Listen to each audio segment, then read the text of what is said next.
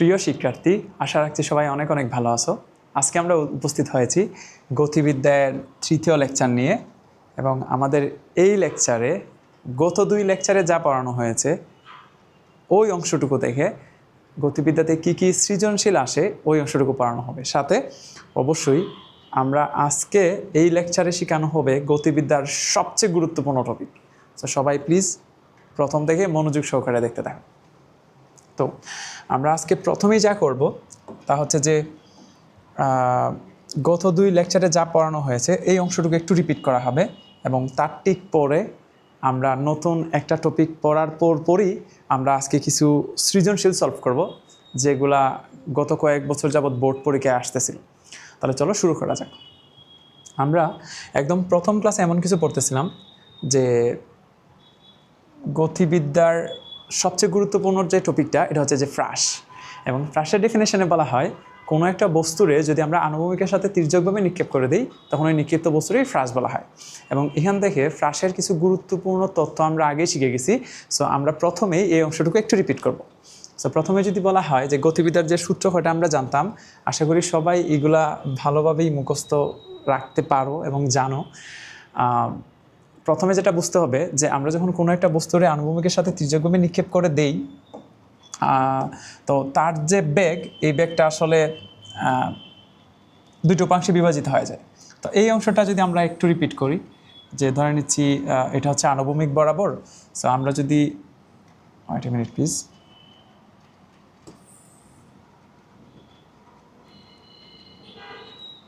তো আমরা যদি কোনো একটা বস্তুরে আনুভূমিকের সাথে তির্যকভাবে নিক্ষেপ করে দিই তখন ওই নিক্ষিপ্ত বস্তুটারই বলা হয় ফ্রাস। তো তারে যদি আমরা ভিনট বেগে এবং থিটা কোণে নিক্ষেপ করে দিই, মানে তার আদিবেগটা যদি হয় ভিনট এবং তার যদি থিটা কোণে নিক্ষেপ করা হয় তখন বলা হয় যেখানে লেখা আছে কোনো বস্তুকে যদি আমরা ভিনট বেগে, যেটা তার আদিবেগ, এবং অবশ্যই আনুভূমিকের সাথে যদি আমরা থিটা কোণে নিক্ষেপ করি তাহলে এক্স অক্ষ বরাবর যে তার আদিবেগ এটা হচ্ছে ভিনট কস থিটা, এবং ওয়াই অক্ষ বরাবর যে তার আদিবেগ এটা হচ্ছে ভিনট সাইন থিটা। আরও সহজে বলতে গেলে তার আদিবেগটা আসলে দুটো অংশে বিভাজিত হয়। এই আদিবেগটা দুটো অংশে বিভাজিত হয়ে একটা হয় ভিনট সাইন থিটা, যেটা বলা হয় আদিবেগের উলম্ব উপাংশ, আর এটা হচ্ছে ভিনট কস থিটা, যেটা বলা হয় আদিবেগের আনুভূমিক উপাংশ। এই ভিনট কস থিটা দিয়েই ফ্রাসটা আসলে সামনে আগায়, আর ভিনট সাইন থিটা দিয়েই আসলে উপরে উঠে। তো আমাদেরকে একটু খেয়াল রাখতে হবে যে কখন কোনটা দরকার। তাহলে আবার বলতেছি, এই তিনটাই আদিবেগ। এই যে মানে যদি জিজ্ঞেস করা হয় যে ভিনটটা কি, এটাও আদিবেগ, ভিনট সাইন থিটাও আদিবেগ, আবার ভিনট কস থিটাও আদিবেগ। প্রশ্ন হচ্ছে কখন কোনটা লিখতে হবে। যদি আনুভূমিক বরাবর আদিবেগ দরকার পড়ে তাহলে হচ্ছে ভিনট কস থিটা, যদি উলম্ব বরাবর আদিবেগ দরকার পড়ে তাহলে হচ্ছে ভিনট সাইন থিটা, আর প্রকৃতপক্ষে তারা কত বেগে নিক্ষেপ করা হয় এটা হচ্ছে ভিনট। আশা করি এতটুকু সবাই জানি। আমরা যদি আমাদের পরবর্তী স্লাইডে যাই তখন বলা হয় যে আমরা যদি এটা আদিবেগ না বলে যদি টি সময় পর হিসাব করতে যাই, যদি আমাদেরকে জিজ্ঞেস করা যে টি সময় পর তার আনুভূমিক বেগটা কত আসবে, তাহলে দেখা যায় এটা ছিল ভিনট কস থিটা। কেন? কারণ আনুভূমিক বরাবর আসলে কোনো জি ক্রিয়া করে না। সিমিলারলি টি সময় পর যদি তার উলম্ব বেগ কত জানতে চাওয়া হয়, এটা কিন্তু অবশ্যই টি এর উপর নির্ভর করে, তখন তার বিয়োগ ওয়াইটা হচ্ছে v naught sine theta divide by g t. এবং আমাদেরকে যদি একটা নির্দিষ্ট সময় পর শুধু বেগ বের করতে বলা হয়, আমরা জানি শুধু বেগ মানেই হচ্ছে লব্ধি বেগ। এই কথাটা আসলে খুবই গুরুত্বপূর্ণ। একটা নির্দিষ্ট সময় পর যদি ফ্রাসের বেগ জানতে চাওয়া হয়, বুঝে নিতে হবে এটা লব্ধি বেগ জানতে চাচ্ছে। এবং লব্ধি বেগ বের করার যে ইকুয়েশন এটা হচ্ছে বিয়োগ শুধু ভি সমান root over v of x square plus v of Y square. আমি যদি আবার এটা একটু দেখাতে চাই, যে ধরে নিচ্ছি একটা বস্তুরে আনুভূমিকের সাথে আমরা থিটা কোণে নিক্ষেপ করে দিলাম, দেন আমাদেরকে যদি টি সময় পর বা একটা সময় পর যদি তার বেগ জানতে চাওয়া হয়, তাহলে একটা সময় পর তো তার দুইটা বেগ থাকবে অলওয়েজ, একটা হচ্ছে বি অফ এক্স আর একটা হচ্ছে বি অফ ওয়াই। ধরে নিচ্ছে টি সময় পর ও পি পয়েন্ট আছে। এখন আমাদেরকে যদি শুধু বেগ বের করতে বলা হয়, ইট মিনস তার লব্ধি বেগ বের করতে বলতেছে। আর এই লব্ধি বেগ বের করার যে ইকুয়েশন, লব্ধি বেগটা হচ্ছে এই যে এটা এখানে লেখা আছে, লব্ধি বেগ বের করার ইকুয়েশন হচ্ছে root over B of x square plus B of Y square, যেখানে বি অফ এক্স বের করার ইকুয়েশন হচ্ছে ভিনট কস থিটা, আর বি অফ ওয়াই সমান হচ্ছে v naught sine theta divide by g t minus GT. তাহলে আমরা এখান থেকে বি অফ এক্স বের করবো, বি অফ ওয়াই বের করবো, বি অফ এক্স এবং বি অফ ওয়াই বের করে আমাদের এই ইকুয়েশনে বসাই দিব, বেগ চলে আসবে। এইরকম একটা প্রবলেম আমরা দেখতেছিলাম। আমরা যদি আবার জিনিসটা একটু রিপিট করি, এখানে একটা প্রশ্ন এইভাবে বলা আছে, একটি ফুটবলকে ভূমির সাথে 30 ডিগ্রি কোণে, এই যে তার মানে এটা হচ্ছে তার থিটা, 30 ডিগ্রি কোণে যে কোণটা বলে দিবে এটা হচ্ছে তার থিটা, এবং 40 মিটার পার সেকেন্ড বেগে, ইট মিনস এটা হচ্ছে ভি নট। জানতে যাচ্ছে 2 সেকেন্ড পর বেগ কত, খুবই গুরুত্বপূর্ণ। 2 সেকেন্ড পর ফুটবলের শুধু বেগের মান কত, শুধু বেগের মান বুঝে নিতে হবে লব্ধি বেগ। তাহলে আমরা জানতাম শুধু বেগ যদি জানতে চাওয়া হয়, বি ইজ ইকুয়াল টু হচ্ছে root over B of x square plus B of Y square. তার আগে আমাদেরকে বি অফ এক্স এবং বি অফ ওয়াইটা বের করে নিতে হবে। বি অফ এক্স বের করার ইকুয়েশন হচ্ছে V naught cos theta. Similarly B of Y ইকুয়েশনটা হচ্ছে বি অফ ওয়াই হচ্ছে V naught sine theta minus GT. তাহলে আমরা প্রথমে এখান থেকে বি অফ এক্স বের করতে পারবো, বি অফ ওয়াই বের করতে পারবো। বি অফ এক্স এবং বি অফ ওয়াই নিয়ে যদি আমাদের এই লব্ধি বেগের ইকুয়েশনে বসাই দিই, তাহলে আমাদের ফ্রাসের ব্যাগটা বা লব্ধি ব্যাগটা চলে আসবে। আশা করি এতটুকু বুঝছো। ফ্রাস সম্পর্কিত কিছু গুরুত্বপূর্ণ তথ্য ছিল যে ফ্রাসের সর্বাধিক উচ্চতার ইকুয়েশন কি? সর্বাধিক উচ্চতার ইকুয়েশন হচ্ছে V naught square sine square theta divide by হচ্ছে 2g। এখানে সর্বাধিক উচ্চতা বলতে কি বোঝায়? সর্বাধিক উচ্চতা বলতে বোঝায় যে আমরা যদি একটা বস্তুকে নিক্ষেপ করে দিই ও ঠিক মিডিল পয়েন্টে সবচেয়ে বেশি উপরে থাকে, এই উচ্চতাটা যদি আমাদেরকে বের করতে বলা হয়, এই উচ্চতাটা হচ্ছে এই চিজগুলো হচ্ছে V naught square sine square theta divide by হচ্ছে 2g। এটা হচ্ছে সর্বাধিক উচ্চতা বের করার ইকুয়েশন। দেন আনুভূমিক পাল্লা, আনুভূমিক পাল্লারে আর দ্বারা প্রকাশ করা হয়, এটার রেঞ্জ বলা হয় ইংরেজিতে। রেঞ্জ যেগুলো হচ্ছে ভি নট স্কয়ার সাইন 2থিটা ডিভাইড বাই হচ্ছে জি। এখানে রেঞ্জ মানে বুঝে নিতে হবে যে পয়েন্ট থেকে নিক্ষেপ করা হয়, এই পয়েন্ট থেকে ও যে পয়েন্টটা এসে পড়বে, এই যে আনুভূমিক দূরত্বটা, এই আনুভূমিক দূরত্বটার বলা হয় আনুভূমিক পাল্লা। যে পয়েন্ট থেকে নিক্ষেপ করা হয় এবং একই উচ্চতায় আসতে যতটুকু দূরে যাইয়া পড়বে, এই আনুভূমিক দূরত্বটার বলা হচ্ছে আনুভূমিক পাল্লা। এটা আর দ্বারা প্রকাশ করা হয়। সর্বাধিক উচ্চতায় গমনকাল মানে আমাদেরকে যদি জানতে চাওয়া হয় ও সর্বাধিক উচ্চতায় উঠতে কতটুকু সময় লাগবে, সর্বাধিক উচ্চতা মানে বোঝানো হয় এই পয়েন্ট থেকে এই যে পয়েন্টটা, এটার আমরা টি ম্যাক্স দ্বারা প্রকাশ করি। টি ম্যাক্সের ইকুয়েশনটা আসছে v naught sine theta divide by হচ্ছে জি। আর যদি বিচরণকাল জানতে চাই, বিচরণকালের মানে হচ্ছে যে পয়েন্ট থেকে নিক্ষেপ করা হবে এখান থেকে একদম পুরো সময়টা, মানে যেখান থেকে নিক্ষেপ করা হইলো এখান থেকে একদম ভূমিতে ফিরে আসতে এই যে পুরো সময়টা, এটারই বলা হবে বিচরণকাল। তার ইকুয়েশন হচ্ছে V naught sine theta divide by হচ্ছে জি। আমার আরেকটা জিনিস বলে রাখা দরকার যে যদি তারা কোনোভাবে প্রশ্নে বলে একটা বস্তুরে খাড়া উপরের দিকে নিক্ষেপ করা হয়েছে, আবার বলি যদি তারা এইভাবে বলে যে একটা বস্তুরে খাড়া উপরের দিকে নিক্ষেপ করা হয়েছে, তখন আমাদের বুঝে নিতে হবে খাড়া উপরের দিকে নিক্ষিপ্ত বস্তুর ক্ষেত্রে খাড়া উপরের দিকে নিক্ষিপ্ত বস্তুর ক্ষেত্রে থিটার মানটা হয়ে যায় 90 ডিগ্রি। কেন 90 ডিগ্রি হয়? আমি যদি এটা একটু দেখাতে যাই, খাড়া উপরের দিকে নিক্ষিপ্ত বস্তুর ক্ষেত্রে থিটার মানটা তোমাদের নিজে দেখে বুঝে নিতে হবে 90 ডিগ্রি। যেমন ধরে নিচ্ছি এই বস্তুটারে যদি আমরা আনুভূমিকের সাথে থিটা কোণে নিক্ষেপ করি, এই যে কোণটা দেখতে পাচ্ছি এটা যদি এভাবে না হয় আরেকটু উপরের দিকে হইতো, তাহলে দেখা যেত থিটাটা বসে আরেকটু বৃদ্ধি পাইছে। তো এইভাবে যদি আমরা থিটাটা বৃদ্ধি করতে করতে একদম খাড়া উপরের দিকে নিক্ষেপ করে দিই, তাহলে এই কোণের মানটা হয়ে যাবে 90 ডিগ্রি। তাহলে এটা আমাদের একটু মুখস্থ রাখতে হবে। খাড়া উপরের দিকে নিক্ষিপ্ত বস্তুর ক্ষেত্রে থিটার মানটা হচ্ছে 90 ডিগ্রি। তখন আমাদের যে ইকুয়েশনগুলো এগুলো এইভাবে লিখতে পারবো আমরা। খাড়া উপরের দিকে নিক্ষিপ্ত বস্তুর ক্ষেত্রে এখানে যেহেতু সাইন 91 হয়ে যাবে, তখন ইকুয়েশনটা আসবে v not square by 2g। তখন এখানে এটা 0 হয়ে যাবে অ্যাকচুয়ালি। কেন? কারণ এখানে 2 ইন্টু থিটা আছে, তাহলে 2 ইন্টু 90 যদি বসাই, তাহলে 2 ইন্টু 90 মানে হচ্ছে 180, আর সাইন 180 মানে হচ্ছে 0। তাহলে ইকুয়েশনটা তখন আসবে v not square divide by হচ্ছে জি। এখানে যদি আমরা বলি যে সর্বাধিক উচ্চতায় গমনকাল সাইন 90 যদি এখানে বসাইতে পারি, তাহলে সাইন 90 মানে হয়ে যাবে 1, তখন ইকুয়েশনটা আসবে ভি নট বাই জি। আর যদি এই ইকুয়েশনে বসাইতে যাই সেম সাইন 90, এটা হয়ে যাবে 1, তাহলে আসবে 2 into V naught divide by হচ্ছে জি। তাহলে এখানে কি বলছে 2 ইন্টু 90 মানে হচ্ছে 0। সরি উপরের দিকে নিক্ষেপ করলে কোনো রকমের আনুভূমিক পাল্লা থাকবে না। এটা অবশ্যই এমনিতেই বোঝা যায়। তুমি এইভাবে চিন্তা করতে পারো, একটা বস্তুরে খাড়া উপরের দিকে নিক্ষেপ করলে এটা তো সেইখানেই পড়বে, তাহলে যেহেতু সেইখানেই পড়তেছে, তাহলে তার কোনো রকমের কি থাকবে না, আনুভূমিক স্মরণ থাকবে না। এটা ঠিক এসে যে জায়গায় নিক্ষেপ করা হয়েছে ঠিক এখানে এসেই পড়বে। আশা করি এতটুকু বুঝতে পারছো। তাহলে আমরা এই sine square theta by 2g বা সাইন 2 থিটা বাই জি বা টিমের সমান 2 into sine theta by G, এখানে 2 into V naught sine theta by G, এই ইকুয়েশনগুলো আমরা তখনই ইউজ করবো যখন একটা কোণে নিক্ষেপ করা হবে। কিন্তু যদি কখনো বলে তারা খাড়া উপরের দিকে নিক্ষেপ করা হয়েছে, তখন আমরা ডিরেক্ট এই সূত্রগুলো ইউজ করে দেবো। আবার বলছি, খাড়া উপরের দিকে নিক্ষিপ্ত বস্তুর ক্ষেত্রে ভি নট স্কয়ার বাই জি, এটা হচ্ছে এইচ এর মান, আনুভূমিক পাল্লা থাকবে না, তখন তার সর্বাধিক উচ্চতায় গমনকাল হচ্ছে ভি নট বাই জি, আর পুরো বিচরণকাল হচ্ছে 2 ইন্টু ভি নট বাই জি। আশা করি এতটুকু বুঝছো সবাই। পরবর্তী প্রশ্ন যদি আমরা যাই, আমরা এখন পর্যন্ত যা বললাম এটা দিয়ে যদি প্রবলেম সলভ করতে যাই, তখন বলা হচ্ছে একটি বলকে আনুভূমিকের সাথে যদি 30 ডিগ্রি কোণে এবং 40 মিটার পার সেকেন্ড বেগে নিক্ষেপ করা হয়। এখানে যে অংশটা দেখতে পাচ্ছি আমরা, যে এই যে 30 ডিগ্রি কোণে, ইট মিনস এটা হচ্ছে থিটা, এবং 40 মিটার পার সেকেন্ড বেগে এটা হচ্ছে তার ভি নট। তারপর যদি বিচরণকাল জানতে চাই, ইট মিনস এটা হচ্ছে বিচরণকাল মানে হচ্ছে টি। আমরা ক্যাপিটাল টি এডুকেশনটা কি জানতাম? 2 into V naught sine theta divide by হচ্ছে জি। সব এখানে দেওয়া আছে। তারপরে যাচ্ছে সর্বাধিক উচ্চতা নির্ণয় করো। সর্বাধিক উচ্চতা মানে হচ্ছে ক্যাপিটাল এইচ। ক্যাপিটাল এইচ বের করার ইকুয়েশন হচ্ছে V naught square sine square theta divide by হচ্ছে 2g।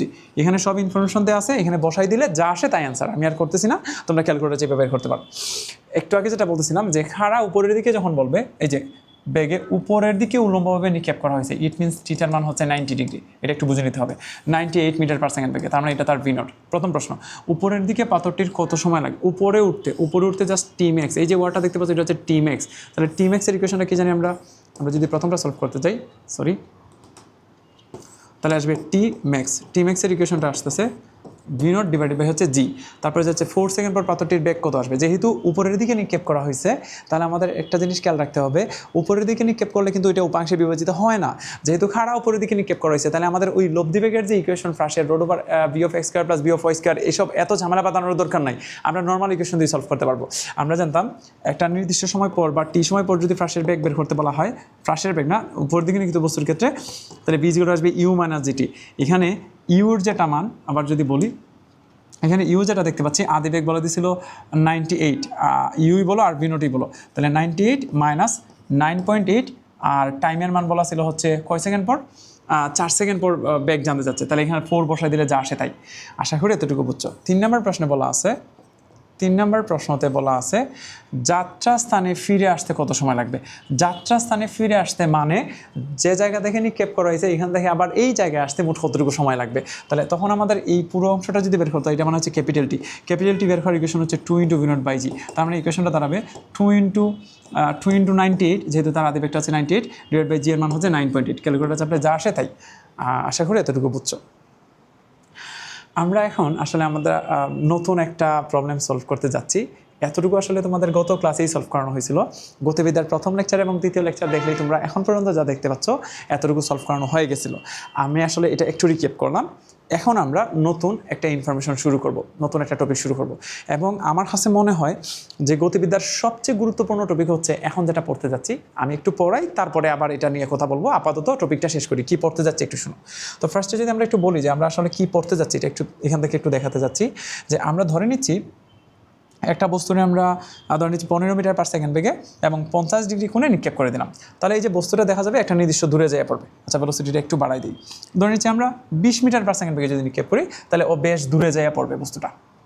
তাহলে এখান থেকে ফ্রাশের যে ইনফরমেশনগুলো আসতে পারে, যে তার সর্বাধিক উচ্চতা হতো মানে ক্যাপিটাল এইচ, তার আনুভূমিক পাল্লা হতো ক্যাপিটাল টি বা টি ম্যাক্স, সর্বোচ্চ উচ্চতায় উঠতে প্রয়োজনীয় সময়, বিচরণকাল, এই সব কিছু আমরা পারবো।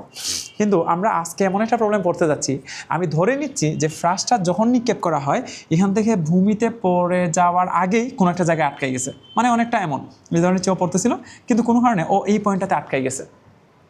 তাহলে এখন আমরা যে অংশটা দেখতে যাচ্ছি এখানে দেখা যাচ্ছে যে ফ্রাশটা যে জায়গায় থাকার কথা এটা এখানে নাই, এটা কোনো একটা জায়গায় আটকাই গেছে। তাহলে যদি এমন হয় যে ফ্রাশটা কোনো একটা পয়েন্টে আটকায় যায়, আমরা এরকম একটা প্রবলেম আসলে সলভ করতে চাচ্ছি। ও যে জায়গা থেকে নিক্ষেপ করা হয়েছে এখান থেকে ভূমিতে ফিরে আসছে না। যদি ভূমিতে ফিরে না আসে তাহলে তার কিছু ইনফরমেশন এখন আমরা শিখব। তো আমরা প্রথমে কিছু ইনফরমেশন বলে রাখি, যে ধরে নিচ্ছি তারে যে কোণে নিক্ষেপ করা হয়েছিল এটা হচ্ছে থিটা, এবং তার যে বেগটা দেওয়া হয়েছিল এটা হচ্ছে v0, যেটা হচ্ছে তার আদিবেগ। এবং আমরা অবশ্যই জানি এই আদিবেগটা দুইটা ভাগে ভাগ হয়ে একটা হয়েছিল v0 sin থিটা আর একটা হয়েছিল v0 cos থিটা। আমার মনে হয় আমরা একটু এটা এই স্লাইডটা চেঞ্জ করে ওইখানে চলে যাই। Wait a minute please. তো যদি এমন হয় ওরা যে জায়গা থেকে নিক্ষেপ করা হয়েছে এখানে কি জানি বলে, এখান থেকে একটু দেখো সবাই। তো বললাম যে এটা হচ্ছে আনুভূমিক বরাবর, এটা হচ্ছে আমাদের ফ্রাশ, কিন্তু ও কোনো কারণে একদম ভূমিতে আইসা পড়ছে না, ও এখানে পি নামক একটা পয়েন্টে আটকাই গেছে। তাহলে তারে v0 বেগে এবং থিটা কোণে নিক্ষেপ করা হয়েছিল, তার আদিবেগটা v0 আর থিটা কোণে নিক্ষেপ করা হয়েছিল, কিন্তু ও একদম ভূমিতে না এসে এরকম পি নামক একটা পয়েন্টে আটকাই গেছে। তো আমরা ধরে নিচ্ছি যে জায়গা থেকে নিক্ষেপ করা হয়েছে এবং যে জায়গায় অনুযায়ী আটকাইছে তার আনুভূমিক দূরত্বটা হচ্ছে এক্স, তার আনুভূমিক এই দূরত্বটা হচ্ছে এক্স এবং তার এই উলম্ব সরণ যেটা এটা হচ্ছে ওয়াই। তার মানে পি যে পয়েন্টটা তার কোঅর্ডিনেট হচ্ছে এক্স, ওয়াই। তাহলে পি পয়েন্টে যাইতে ও আনুভূমিক বরাবর দূরত্ব অতিক্রম করছে এক্স পরিমাণ এবং তখন ও ভূমি থেকে ওয়াই উচ্চতায়, তার মানে তার উলম্ব সরণটা হবে ওয়াই। আবার বলতেছি, যখন নিক্ষেপ করা হয় ঠিক ওই সময় থেকে ও পি পয়েন্টে যখন এসে আটকাইছে এই সময়ের মধ্যে ও আনুভূমিকভাবে দূরত্ব অতিক্রম হচ্ছে এক্স পরিমাণ আর উলম্বভাবে তার সরণ হয়েছে ওয়াই পরিমাণ। আমি ধরে নিচ্ছি তার পি পয়েন্টে যেতে টোটাল টি পরিমাণ সময় লাগছে। তাহলে যখন নিক্ষেপ করা হয় ওইখান থেকে যেখানে যে আটকাইছে তার সময় লাগছে টি। তাহলে যদি জিজ্ঞেস করা যে টি সময় পরও কোথায় আছে, টি সময় পরও পি বিন্দুতে আছে, এবং ওই পি বিন্দুতে যাইতে তার মোট আনুভূমিক যে সরণ এটা হচ্ছে এক্স, আর তার যে উলম্ব সরণ এটা হচ্ছে ওয়াই। এখান থেকে একটা জিনিস তোমাদের আগে থেকেই বুঝে রাখতে হবে যে এই টি সময়ের মধ্যেই ও আনুভূমিকভাবে দূরত্ব অতিক্রম করছে এক্স পরিমাণ এবং উলম্বভাবে গেল ওয়াই পরিমাণ। তার মানে এই এক্স পরিমাণ পথ যাইতেও তার সময় লাগছে টি, সিমিলারলি ওয়াই পরিমাণ উপরে উঠতেও সময় লাগছে টি, কারণ ওই টি সময়ের মধ্যেই ও পি বিন্দুতে, আবার পি বিন্দুর স্থানাঙ্কই ধরা হয়েছে এক্স কমা ওয়াই। তার মানে পি বিন্দুটা যে জায়গা থেকে নিক্ষেপ করা হয় এখান থেকে এক্স পরিমাণ দূরে এবং ওয়াই পরিমাণ উচ্চতায়। আশা করি এতটুকু সবাই বুঝতে পারছো। তাহলে আবার যদি পুরো অংশটা একটু রিপিট করে দিই, তার নিক্ষেপ করা হয়েছে ভি নট বেগে, তার এই ভি নট যেটা এটা দুইটা উপাংশে বিভাজিত হয়ে গেছে। উপাংশ হয়ে একটা হয়েছে ভি নট সাইন থিটা, এটা হচ্ছে আদিবেগের আনুভূমিক উপাংশ, আর এটা হচ্ছে ভি নট কস থিটা, এটা হচ্ছে আদিবেগের ভি নট সাইন থিটা এটা হচ্ছে আদিবেগের উলম্ব উপাংশ, আর ভি নট কস থিটা এটা হচ্ছে আদিবেগের আনুভূমিক উপাংশ। সো ও যখন এইরকম দুইটা উপাংশে বিভাজিত হয়েছে, ঠিকঠাক মতোই ও যাচ্ছিল, কিন্তু পি পয়েন্টে যেও আটকা পড়ে গেছে, এবং পি পয়েন্টের পরিচয় হচ্ছে ও এক্স পরিমাণ দূরে এবং ওয়াই পরিমাণ উচ্চতায়। তার মানে পি পয়েন্টে যাইতে ওর আনুভূমিক দূরত্ব হচ্ছে এক্স, আর তার উলম্ব সরণ হচ্ছে ওয়াই। আশা করি এতটুকু সবাই বুঝতে পারছো। এখন আমরা গতিবিদ্যার যে নর্মাল ইকুয়েশনগুলো জানি, তার মধ্যে একটা ইকুয়েশন ছিল এমন যে h is equal to u t plus minus half g t square. তো এই ইকুয়েশনের যে ইনফরমেশনগুলো আছে এইচ ইউটি জি, আমরা যেটা করতে যাচ্ছি ফ্রাসের এই যে ইনফরমেশনগুলো আছে এটা আসলে এখানে একটু ইনপুট দিতে চাচ্ছি, সবাই একটু রিপ্লেস করতে চাচ্ছি। H is equal to u t plus half a t square, এটা অলওয়েজ, কিন্তু আমরা এখানে যে সিনারিওটা দেখতে পাচ্ছি যে তারে ভি নট বেগে নিক্ষেপ করা হয়েছিল, কোণের পরিমাণটা হচ্ছে থিটা, এটা অনলি থিটা, সরি এখানে থিটা নটের কোনো কাহিনী নাই, ভুল বুঝছো না, এটা অনলি থিটা কোণ এবং ভি নট বেগে নিক্ষেপ করা হয়েছে। টি সময় পর পি পয়েন্টে আসলো। আমরা জানি ফ্রাস সামনে আগায় সমবেগে, এটা তোমাদেরকে বলার দরকার নাই, প্রথম লেকচার থেকে এটা অনেকবার বলা হয়ে গেছে যে ফ্রাস অবশ্যই সমবেগে সামনে আগায় এবং তার বেগের পরিমাণটা হচ্ছে ভি নট কস থিটা।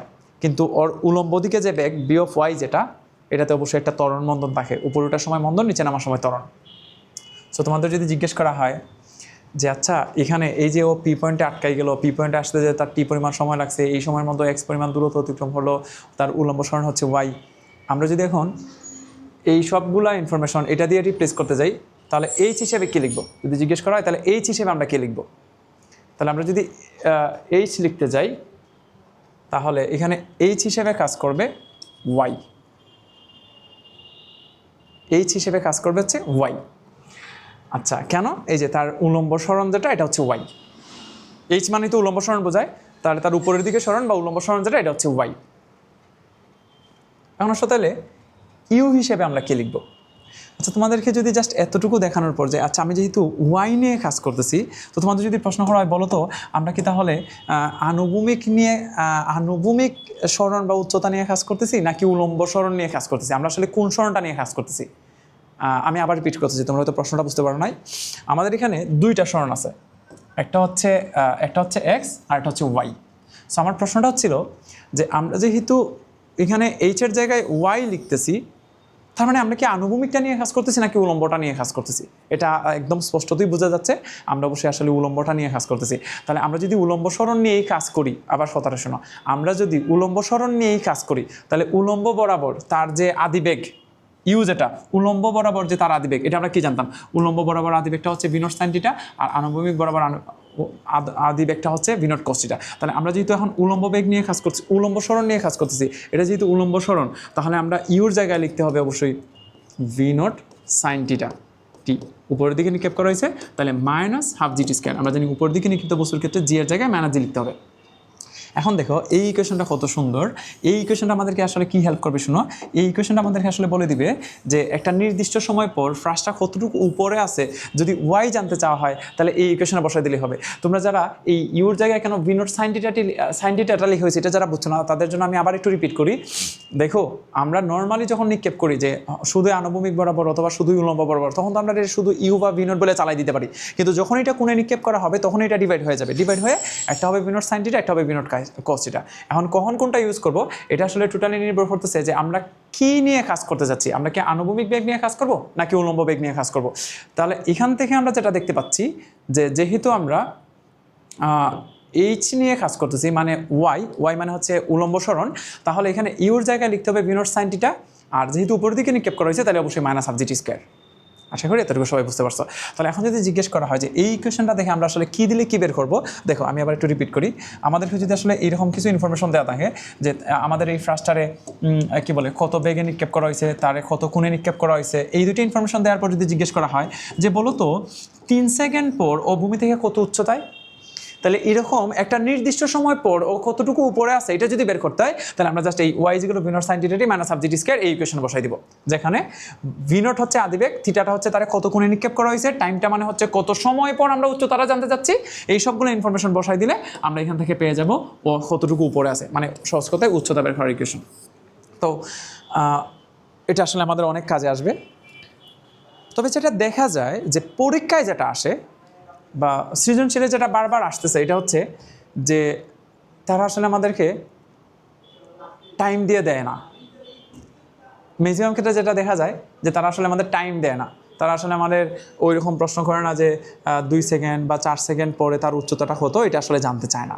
তারা আমাদেরকে এই আনুভূমিক সরণটা দিয়ে দেয়, মানে এক্সের মান যখন এত মিটার, ধরো এক্সের মান যখন 50 মিটার তখন ফ্রাসটা কতটুকু উচ্চতায়, বা এক্সের মানটা যখন 30 মিটার তখন ফ্রাসটা কতটুকু উচ্চতায়, এটা আসলে জানতে চায়। মানে টাইম না দিয়ে তারা আনুভূমিক সরণটা দিয়ে উলম্ব সরণটা জানতে চায়।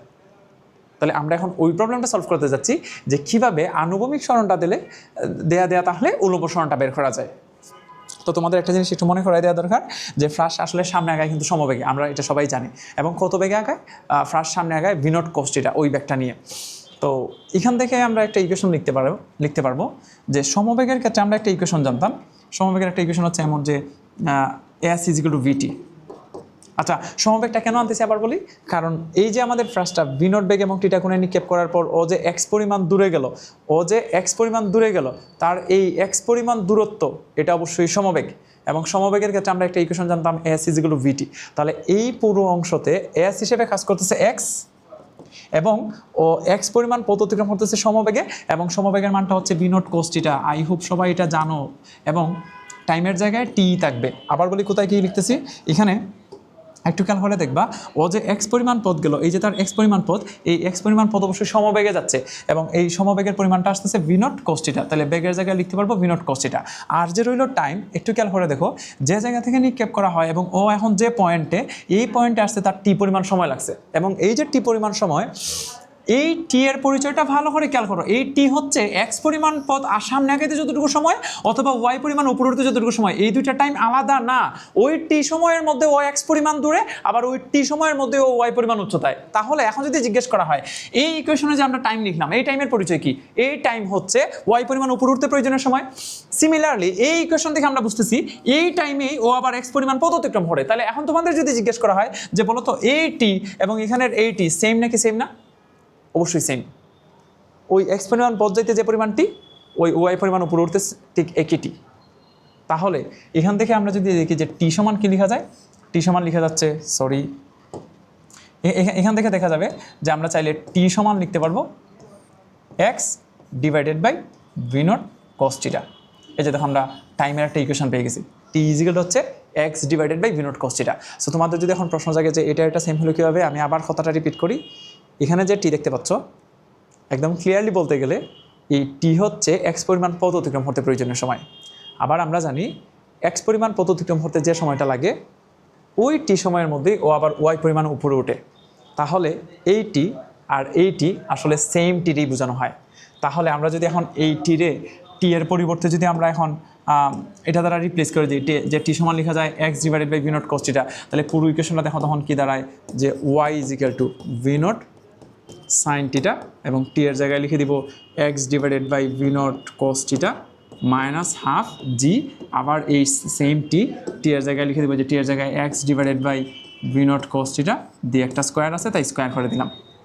এখন তাহলে দেখতে পারবা ওয়াই ইজ ইকুয়াল টু এই যে দেখো ভি নট আর ভি নট ক্যান্সেল, তাহলে হলো sine theta by cos theta একবারে লিখে দিই টেন থিটা ইন্টু হচ্ছে এক্স মাইনাস উপরে আসতেছে জি আর এক্স স্কোয়ার, তাহলে জি ইন্টু এক্স স্কোয়ার সাথে একটা টু দিলাম, আর এই স্কোয়ারটা যেহেতু সবার তাহলে স্কোয়ারটা ভি নটের উপর আসা হবে ভি নট স্কোয়ার, কজের উপর আসা হবে কস স্কোয়ার থিটা, তাহলে y is equal to tan theta x minus G x square by two into V naught square cos square theta. আমাকে যদি জিজ্ঞেস করা হয় যে গতিবিদ্যার মধ্যে একটা সূত্র চুজ করতে যেটা সবচেয়ে বেশি গুরুত্বপূর্ণ, এটা হচ্ছে Y is equal to tan theta x minus G x square by two into V naught square cos square theta, একদম নির্দ্বিধায় বলে দেওয়া যায়। গতিবিদ্যার সৃজনশীলে এবং সিকিউতে বলো এমসিকিউতে বলো আসার মতো সবচেয়ে গুরুত্বপূর্ণ একটা ইকুয়েশন হচ্ছে Y is equal to tan theta x minus G x square by two into V naught square cos square theta. Even এখান থেকে আমাদের আরও কয়েকটা সিদ্ধান্ত নিতে হয় যে ফ্রাসের গতিপথ কেমন। আসলে এখান থেকে তোমরা যদি একটু খেয়াল করো, আমরা যদি এটা একটা স্ট্যান্ডার্ড ইকুয়েশন এইভাবে লিখি আর কি, যদিও এটা এখন আমার পড়ানোর উদ্দেশ্য না, পরে আবার দেখাবো, তাও একটু মনে করাই দিই যে একটু খেয়াল করে দেখো, যখন একটা ফ্রাসে নিক্ষেপ করা হয়ে যাবে, যখন একটা ফ্রাসে নিক্ষেপ করা হয়ে যাবে তখন তার থিটাটা যা হওয়ার হয়ে গেছে, মানে ইনিশিয়ালি যে কোণে নিক্ষেপ করা এটা একটা ফিক্স হয়ে গেল, আর যে বেগ দেওয়ার এটাও দেওয়া হয়ে গেছে, বিনোটটাও দেওয়া হয়ে গেছে, তাহলে তখন আমরা থিটাটা যেহেতু একটা কোণে নির্দিষ্ট হয়ে যাবে তখন দেখা যাবে যে টেন থিটাটা ফিক্সড হয়ে গেছে। তো এটারে যদি আমরা বলি এটা ধ্রুব সংখ্যা বোঝাচ্ছি ইন্টু এক্স মাইনাস এই পুরো জায়গাটাও একটা ধ্রুব সংখ্যা, একটু খেয়াল করে দেখো এখানের কেউ আর চেঞ্জ হতে পারবে না, এই যে G two V naught square cos square theta এই পুরোটা আসলে একটা ধ্রুব সংখ্যা, তাহলে এখানের এই পুরোটা যদি ধ্রুব সংখ্যা হয়, কে ধ্রুব সংখ্যা আবার দেখো G V naught square cos square theta, এই পুরোটা যদি ধ্রুব সংখ্যা হয় তাহলে এই পুরোটারে আমরা একটা আরেকটা কনস্ট্যান্ট নাম্বার দিয়ে প্রকাশ করতে পারবো, ধরে নিচ্ছি এটা হচ্ছে বি ইন্টু হচ্ছে এক্স স্কোয়ার, তাহলে এই যে পুরো ইকুয়েশনটা দেখতে পাচ্ছ এটা আসলে একটা পরাবৃত্তের ইকুয়েশন, Y is equal to A into x minus B into x square, এটা একটা পরাবৃত্তের ইকুয়েশন। সো এটা আপাতত এত কিছু বোঝার দরকার নাই বাবা, যা বলতেছি যাবে বলছি এভাবে মুখস্থ রাখো। যদি জিজ্ঞেস করা হয় ফ্রাসের গতিপথ কেমন, ফ্রাসের গতিপথ হচ্ছে পরাবৃত্ত, এক্স এবং ওয়াই এই দুইজন চলকের মধ্যে যে কোনো একজনের পাওয়ার যদি হয় 1 অপরজনের পাওয়ার যদি হয় 2 তাহলে তারে বলা হয় পরাবৃত্ত। তাহলে এই অংশটা থেকে আমরা দেখতেছি ওয়াই এর ম্যাক্স পাওয়ার হচ্ছে 1 এবং এক্স এর ম্যাক্স পাওয়ার হচ্ছে 2, এই যে দেখো এক্স এর ম্যাক্স পাওয়ার হচ্ছে 2, এরকম যদি হয় এক্স এবং ওয়াই এর মধ্যে একজনের ম্যাক্স পাওয়ার হচ্ছে 1 আর একজনের ম্যাক্স পাওয়ার হচ্ছে 2 তাহলে এটার বলা হয় পরাবৃত্ত। তাহলে এখান থেকে যদি এমসিকিউ আসে যে ফ্রাসের গতিপথ কেমন, ফ্রাসের গতিপথ হচ্ছে পরাবৃত্ত, এটা একটু মনে রেখো। আচ্ছা, এখন এর পরের কথাটা শোনো, আমরা যা পড়তেছিলাম আর কি, তো আমরা এখানে দেখতেছিলাম যে ওয়াই ইজিক্যাল হচ্ছে tan theta x minus G x square by two into V naught square cos square theta. এই দুটো ইকুয়েশনের মধ্যে একটা পার্থক্য ভালো করে খেয়াল করো, ও কিন্তু আমাদের ওয়াই বের করে দেয়, এখন যেটা বের করছি ও কিন্তু আমাদের ওয়াই বের করে দেয়। তাহলে এই দুইটা ইকুয়েশনের মধ্যে আসলে পার্থক্যটা কোন জায়গায়? পার্থক্যটা হচ্ছে এই যে এই উপরের ইকুয়েশনটা দিয়ে যদি তোমার ওয়াই বের করতে হয় তাহলে একটু খেয়াল করে দেখো টাইম লাগবে, অবশ্যই টাইমটা লাগবে। তাহলে আমাদের প্রশ্নে যদি টাইম দেওয়া থাকে এবং এই অবস্থায় যদি উচ্চতা বা উলম্ব সরণ বের করতে বলা হয় তাহলে তো অবশ্যই y equal to V naught sine theta minus half g t square use করবো, কোনো অসুবিধা নাই। কিন্তু যদি আমাদেরকে টাইম না দিয়ে তার আনুভূমিক সরণ যেটা এক্স, এই এক্স এর মান দিয়ে যদি ওয়াই বের করতে বলা হয় তাহলে Y equal to tan theta x minus G X square by two into V naught square cos square theta. আশা করি এতটুকু বুঝতে পারছো। চলো একটা প্রশ্ন সলভ করি, তাহলে আরও ক্লিয়ার হয়ে যাবে বিষয়টা। তো আমরা এইচ বা ওয়াই যাই বলো এরকম বের করার দুইটা ইকুয়েশন শিখছি। এটা হচ্ছে y equal to V naught sine theta minus half g t square, এখানে মাইনাস হয়ে যাবে যেহেতু উপর দিকে নিক্ষেপ করা হয়েছে। আর যদি টাইম দেওয়া না থাকে এক্স দেওয়া থাকে তাহলে Y equal to tan theta x minus G X square by two into V naught square cos square theta. আশা করি এতটুকু সবাই বুঝছো। আমাদের পরবর্তী প্রশ্নটা দেখি। এখান থেকে যেটা পড়তেছিলাম এখান থেকে একটা প্রবলেম সলভ করেছিল আনুভূমিকের সাথে থিটা কোণে। তো আনুভূমিকের সাথে যে কোণে এটা হচ্ছে থিটা কোণে, ভূমির সাথে এত বেগে এটা হচ্ছে ভি নট। একটি বুলেট ছুড়া হলো, বুলেটটি 30 মিটার দূরে, খুবই গুরুত্বপূর্ণ 30 মিটার দূরে, ভাই যে দূরে বলে এটা এক্স এর মান, 30 মিটার দূরে মানে এক্স এর মান, দেয়ালকে কত উচ্চতায় আঘাত করবে, এই যে দেখো কত উচ্চতায় আঘাত করবে, ইট মিনস হচ্ছে ওয়াই বের করতে বলতেছে। এটা অনেকটা এমন যে ধরে নিচ্ছি কি বলা যায়, ধরে নিচ্ছি যে এটা হচ্ছে ভূমি, এখানে একটা দেয়াল আছে, ধরুন এটা একটা দেয়াল, একটা বুলেট একটা নির্দিষ্ট কোণে এবং নির্দিষ্ট বেগে তারা নিক্ষেপ করে দিচ্ছে, এখানে বলা আছে 30 ডিগ্রি কোণে এবং 40 মিটার পার সেকেন্ড বেগে, ধরুন এখান থেকে একটা বুলেট যাচ্ছে, আইসা দেয়ালটারে আঘাত করলো, এখানে এটা কতটুকু উচ্চতায় আঘাত করছে এই ওয়াই এর মানটা বের করতে বলছে। তাহলে যেহেতু তার আনুভূমিক সরণ এক্স এর মানটা দিয়ে ওয়াই জানতে যাচ্ছে, আমরা কোন ইকুয়েশনটা ইউজ করবো?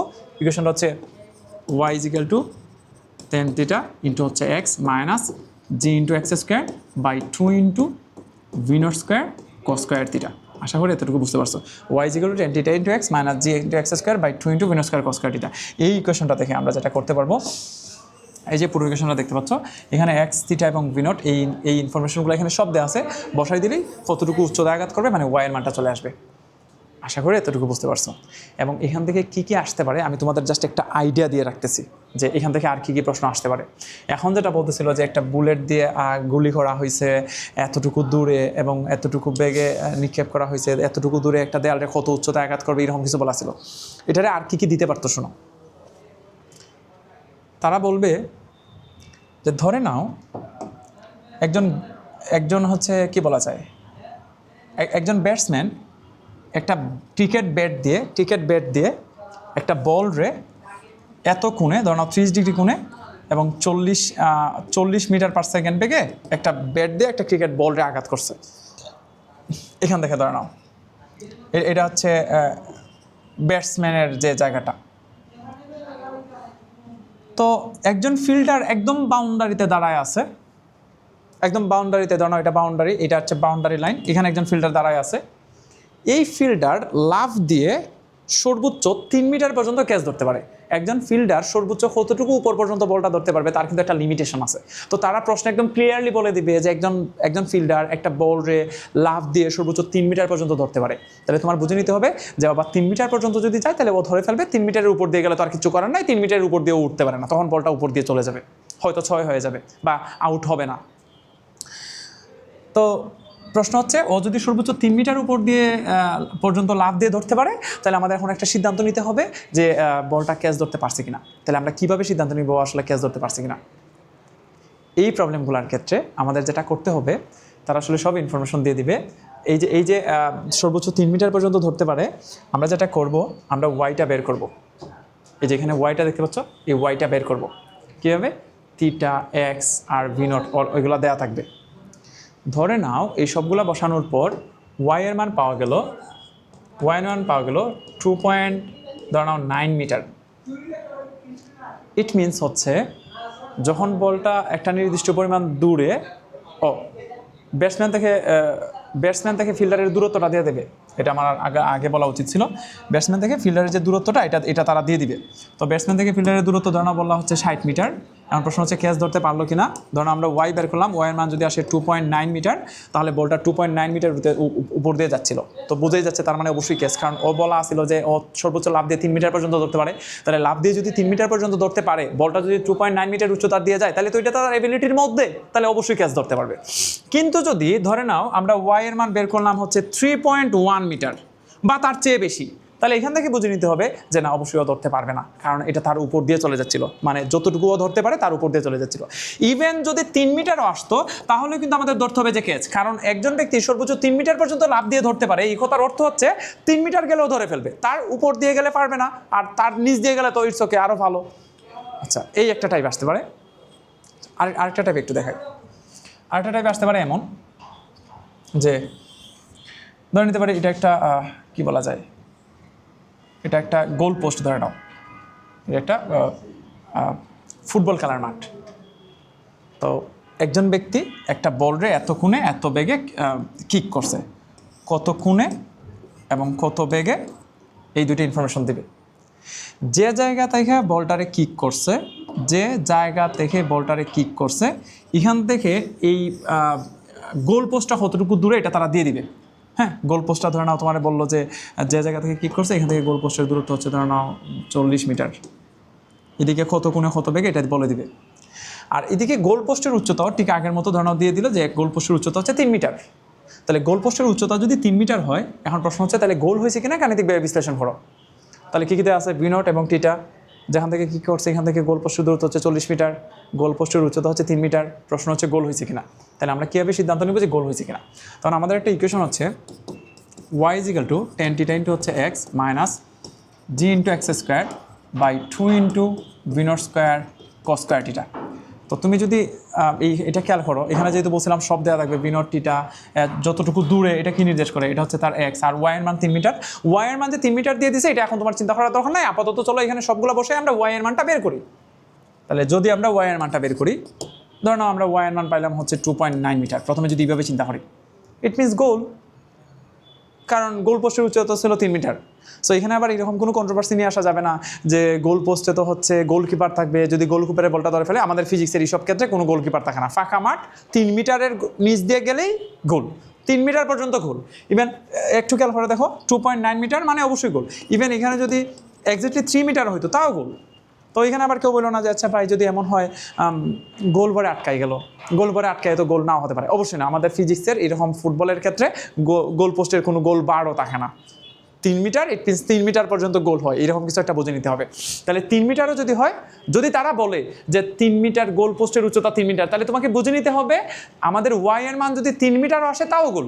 কিন্তু যদি একটু উপর চলে আসে, ধরো নাও আনসার যদি আসতো 3.1 মিটার, তাহলে অবশ্যই গোল না। ইট মিনস অত কি হয়েছে, উপর দিয়ে চলে গেছে। আশা করি এতটুকু বুঝতে পারছো। তাহলে চলো এখান থেকে কিভাবে বোর্ড পরীক্ষায় সিকিউ আসে, সৃজনশীলগুলো একটু দেখি। আচ্ছা, তাহলে আমরা এখন যে গুরুত্বপূর্ণ অংশগুলো শিখলাম, যে এখানে মাইনাস হবে, এটারে এইচ বলো আর ওয়াই বলো, যাই বলো, ওয়াই যেগুলো হচ্ছে বিনর sine T minus of GT square, Y যেগুলো 10 T 10 two X minus G x square by 20 বিনর স্কোয়ার কস স্কোয়ার এটা। আর গত ক্লাসে আমরা ওই ফ্রাশের যে কয়েকটা ইনফরমেশন, এখান থেকে আমরা কয়েকটা ইনফরমেশন শিখছিলাম। সো সবাই প্লিজ এটা একটু মুখস্থ রাখো। 10 টিটা ইজিক্যাল হচ্ছে টি স্কোয়ার জি বাই 2r অথবা 4 ইজ বাই আর, আর এইচ ইজিক্যাল হচ্ছে R max divided by 4। H max যখন বলে আমরা জানি, এইচ কি বলছি, আর ম্যাক্স। আর ম্যাক্স হয় কখন? আর ম্যাক্স হয় যখন থিটার মান হচ্ছে 45 ডিগ্রি। 45 ডিগ্রি কোণে নিক্ষেপ করলে আর এর মানটা সর্বোচ্চ হয়, এবং তখন যে তার এইচ, এটা হচ্ছে R max divided by 4, R max divided by 4, এটা হচ্ছে তার এইচ এর মান বের করার ইকুয়েশন। তাহলে তার সর্বোচ্চ আনুভূমিক পাল্লা যত, তারা যদি 4 ভাগে ভাগ করি তাহলে সর্বোচ্চ উচ্চতাটা পাওয়া যাবে। অথবা এটার উল্টায় বলা যায় যে আর ম্যাক্স ইজিক্যাল টু আসবে 4 ইন্টু এইচ। এটা খুবই গুরুত্বপূর্ণ, এমসিকিউর জন্য এই লাইনটা মনে রাখা খুবই গুরুত্বপূর্ণ। সবাই প্লিজ একটু মুখস্থ রাখো। আচ্ছা, চলো আমরা কয়েকটা বোর্ডের সৃজনশীল সলভ করি। আচ্ছা, আমাদের প্রথম সৃজনশীলটা হচ্ছে এমন যে বিজ্ঞান মেলাকে আকর্ষণীয় করার জন্য প্রবেশপথের দুপাশে পানির ফোয়ারার স্থাপন করা হলো। তাদের মধ্যে একটি পানির ফুটাগুলো 5 মিটার পার সেকেন্ড বেগে এবং 60 ডিগ্রি কোণে ছড়িয়ে পড়ছে। অপর ফোয়ারার পানির ফুটাগুলো 6 মিটার পার সেকেন্ড বেগে 30 ডিগ্রি কোণে ছড়িয়ে পড়ছে। আই হোপ পানির ফোয়ারা কি তোমরা চিনো? পানির ফোয়ারা হচ্ছে এমন যে দেখবা বিভিন্ন আমরা যখন মেলাতে যাই বা বিভিন্ন অনুষ্ঠানে যাই, তখন এমন হয় প্রবেশপথের প্রথমেই এমন হয় যে একটা পানির ফোয়ারা থেকে পানি ছড়িয়ে পড়তেছে, চারিদিকে ছড়ায় পড়ে। এটা জাস্ট সুন্দরের জন্য দেয়া হয় আর কি, দেখতে ভালো লাগে। তো এই যে পানির ফুটাগুলা ছড়ায় পড়ে, এই পুরো অংশটাকে বলা হয় পানির ফোয়ারা আর কি। তো এই যে পানির ফুটাগুলা ছড়াইয়া পড়ে, খেয়াল করে দেখো এটা না অনেকটা ফ্রাশের মতো। কীভাবে হইলো? যে ফ্রাশ হতো একটা নির্দিষ্ট বিন্দু থেকে একটা নির্দিষ্ট বেগ নিয়ে একটা নির্দিষ্ট দূরে যায় পড়ে, এইভাবে একটা কোণে যায় নিক্ষেপ করা হয়, তারপর এটা একটা দূরে যায় পড়ে। তো এই যে পানির ফুটাগুলা ছড়াইয়া পড়তেছে, এটা আসলে ফ্রাশের মতোই কাজ করবে। তো এখান থেকে কীভাবে প্রশ্ন আসে এটা একটু দেখি। তো এখানে কী ইনফরমেশন দেওয়া আছে? আসলে পানির ফোয়ারা স্থাপন করা হয়েছে। এখানে দুইটা পানির ফোয়ারার কথা উল্লেখ করা হয়েছে। প্রথমত যেটা আছে এটা হচ্ছে 5 মিটার পার সেকেন্ড বেগে 60 ডিগ্রি কোণে, এবং দ্বিতীয় ফোয়ারাটা হচ্ছে 6 মিটার পার সেকেন্ড বেগে 30 ডিগ্রি কোণে ছড়িয়ে পড়তেছে। প্রথম প্রশ্ন হচ্ছে যে প্রক্ষেপক কাকে বলে? প্রক্ষেপক মানে হচ্ছে ফ্রাশ। ফ্রাশ কাকে বলে? আমরা ডেফিনিশনটা অনেকবার শিখে ফেলছি। আনুভূমিকের সাথে তির্যকভাবে নিক্ষিপ্ত বস্তুটি বলা হয় ফ্রাশ। তারপরে প্রশ্ন বলা আছে বৃত্তাকার ট্রাকে কোনো দৌড়বিদ সমবেগে দৌড়াতে পারে না কেন? সমবেগে কীভাবে দৌড়াবে ভাই? একটা বস্তু বৃত্তাকার ট্র্যাকে যদি দৌড়ায়, বৃত্তাকার মানেই তো হচ্ছে দিক পরিবর্তন হচ্ছে। তো দিক পরিবর্তন কি বেগের সাথে? বেগ তো ভেক্টর রাশি, তাহলে দিক পরিবর্তন হলে কীভাবে সমবেগ থাকবে? ও সর্বোচ্চ সমদ্রুতিতে দৌড়াতে পারে, কিন্তু বৃত্তাকার পথে ঘুরলে বেগের মান চেঞ্জ হোক আর না হোক, দিক তো চেঞ্জ হচ্ছেই, এই আর কি। আচ্ছা, এটা আমার বোঝানোর কিছু নেই, তোমরা সবাই জানো, আমি জানি। 3 নম্বর প্রশ্নটা দেখো। 0.6 সেকেন্ড সময়ে প্রথম ফোয়ারার পানির ফোটার বেগ নির্ণয় করো। শুধু বেগ বলবে, তোমার বুঝে নিতে হবে এটা লব্ধি বেগ, কারণ একটা ফ্রাশের বেগ মানেই লব্ধি বেগ। তাহলে আমাদের কি করতে হবে? আমরা জানি যে ফ্রাশের একটা নির্দিষ্ট সময় পরে যদি বেগ বের করতে বলে লব্ধি বেগ, এবং লব্ধি বেগের ইকুয়েশনটা হচ্ছে B of x square plus B of Y square. এবং বি অফ এক্স এবং বি অফ ওয়াই বের করার যে ইকুয়েশনটা আমরা যদি একটু লিখে দিই, বি অফ এক্স বের করার ইকুয়েশন হচ্ছে ভি নট কস থিটা, আর বি অফ ওয়াই বের করার ইকুয়েশন হচ্ছে V naught sine theta minus GT. তাহলে আমাদেরকে প্রথমে যেটা করতে হবে, প্রথমে এই বি অফ এক্স সমান বি নট কস থিটা, এখান থেকে বি অফ এক্স বের করতে হবে, বি অফ ওয়াই সমান v not sine theta minus g t, এখান থেকে বি অফ ওয়াই বের করতে হবে। এই বি অফ এক্স এবং বি অফ ওয়াই বের করার পর লব্ধি বেগের ইকুয়েশন হচ্ছে v is equal to root over B of x square plus B of y square. তাহলে এই v is equal to root over B of x square plus B of y square এই equation দিয়ে আমরা লব্ধি বেগটা বের করে নিব। এখানে টাইমের মানটা অবশ্যই কত বসাতে হবে, যেহেতু বলে দিচ্ছে 0.6 সেকেন্ড পরে বেগ, তাহলে অবশ্যই টাইমের মানটা আমাদের 0.6 নিয়ে বি অফ ওয়াইটা বের করতে হবে। আশা করি এতটুকু সবাই বুঝছো। 4 নম্বর প্রশ্নটা দেখো, উদ্দীপকে কোন ফোয়ারার পানির ফোঁটাগুলো বেশি অঞ্চল জুড়ে ছড়িয়ে পড়বে। দেখো কোন ফোয়ারার পানি বেশি অঞ্চল জুড়ে ছড়াইয়া পড়বে। বেশি অঞ্চল জুড়ে ছড়াইয়া পড়বে মানেই তো হচ্ছে এই যে পানির ফোয়ারাটা যেখান থেকে গেল, তো এটা কতটুকু অঞ্চল জুড়ে ছড়াইয়া পড়তেছে এই অঞ্চলটা বের করতে বলছে। একটু খেয়াল করে দেখো, একটা নির্দিষ্ট জায়গা থেকে পানির ফোঁটাগুলো যখন ছড়াইয়া পড়ে তখন তার যে অঞ্চলটা এটা না বৃত্তাকার হয়। তাহলে বৃত্তাকারই যদি হয় তাহলে আমাদের প্রথম কাজ হবে তার ব্যাসার্ধটা বের করা। এবং এটা কীভাবে বের করা যায়, আমরা প্রাসের আনুভূমিক পাল্লা নামে একটা অংশ জানতাম যেটাকে আর দ্বারা প্রকাশ করা হয়। এবং আনুভূমিক পাল্লার মানে হচ্ছে ধরে নিচ্ছি এখান থেকে যদি পানির ফোঁটাগুলো এদিকে এদিকে এদিকে যদি ছড়াইয়ে পড়ে, তাহলে দেখো এই অঞ্চল জুড়ে ধরো ছড়াইয়ে পড়তেছে। তাহলে এই যে অঞ্চলটা এটা যদি ছড়াইয়ে পড়ে, তাহলে এখান থেকে এখান থেকে ও যে জায়গা যার ছড়াইয়ে জায়গা পড়লো, এই যে জায়গাটা এটা তার কী হিসেবে কাজ করবে, এই জায়গাটা হচ্ছে তার ব্যাসার্ধ আর। তাহলে এই যে জায়গাটা এটা হবে তার ব্যাসার্ধ আর। তাহলে এইদিকেও তো পানির ফোঁটা জায়গা পড়তেছে, এইদিকেও তো পড়তেছে, তাহলে এই পুরো অঞ্চলটার ব্যাসার্ধ যদি আমরা জেনে যাই তাহলে তো আরটা বের করতে পারবো। তাহলে আমাদের প্রথম কাজ হবে আনুভূমিক পাল্লাটা বের করে নেওয়া। এবং আনুভূমিক পাল্লার ইকুয়েশনটা কি জানতাম, R is equal to V naught square sine 2 theta divided by হচ্ছে জি। তাহলে ভি নট স্কয়ার মানে কত লিখবো, কোন ফোয়ারার কথা বলছে, কোন ফোয়ারার পানির ফোঁটাগুলো বেশি অঞ্চল জুড়ে ছড়াই পড়বে। দুইটা ফোয়ারা নিয়ে কাজ করতে হবে। তাহলে চলো আমরা আগে প্রথমটা বের করি। তাহলে প্রথমটা যদি বের করি তাহলে তার আদি বেগ আসতেছে 5, তাহলে 5 স্কয়ার সাইন 2 ইন্টু কত ডিগ্রি, প্রথমটা হচ্ছে 60 ডিগ্রি ইন্টু ডিভাইডেড বাই জি। তাহলে আনুভূমিক পাল্লা আর যেটা এটা হচ্ছে ভি নট স্কয়ার মানে 5 স্কয়ার মানে 25 ইন্টু হচ্ছে সাইন 2 ইন্টু 60 মানে 120 ইন্টু হচ্ছে 25 ডিভাইডেড বাই 9.8। ক্যালকুলেটার চাপলে আনসার আসে 2.20 মিটার। এটা হচ্ছে প্রথম ফোয়ারার পানি যে অঞ্চল জুড়ে ছড়াই পড়বে তার ব্যাসার্ধ। একটু খেয়াল করে দেখো, এরিয়া বের হয়েছে না। এখন যদি আমাদের পুরো অঞ্চলটা বের করতে হয় তাহলে শুধু ব্যাসার্ধ না, একই সাথে A1 প্রথম ফোয়ারা বোঝানোর জন্য আমি A1 লিখতেছি, তাহলে লিখলাম পাই R1 স্কোয়ার, এটা ধরো R1 দিলাম প্রথম ফোয়ারা বোঝানোর জন্য। তাহলে পাই ইন্টু হচ্ছে আর মানে 2.21 হোল স্কোয়ার। তাহলে পায়ের মান এটা যদি স্কোয়ার করে দিই ইন্টু হচ্ছে 3.1416, তাহলে পুরোটার মান আসবে 15.2 মিটার।